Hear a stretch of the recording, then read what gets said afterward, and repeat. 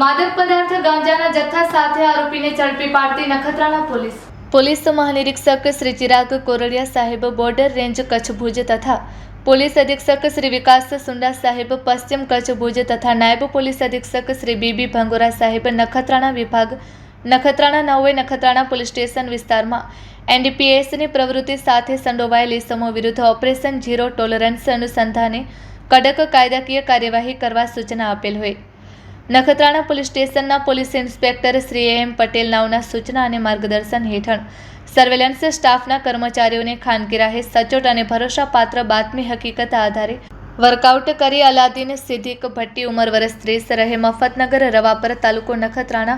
જિલ્લો કચ્છ ભુજવાડાને ઝડપી પાડી તેના કબજામાંથી ગેરકાયદેસર માદક પદાર્થ ગાંજો જેનું વજન 124.66 ગ્રામ કિંમત ₹6233નો નાર્કોટિક્સનો મુદ્દામાલ ઝડપી પાડી આ મજકૂર ઇસમો વિરુદ્ધ અત્રેના પોલીસ સ્ટેશન ખાતે એનડીપીએસ એક્ટ હેઠળ કાયદેસરની કાર્યવાહી કરવામાં આવેલ છે. કબજે કરેલ મુદ્દામાલ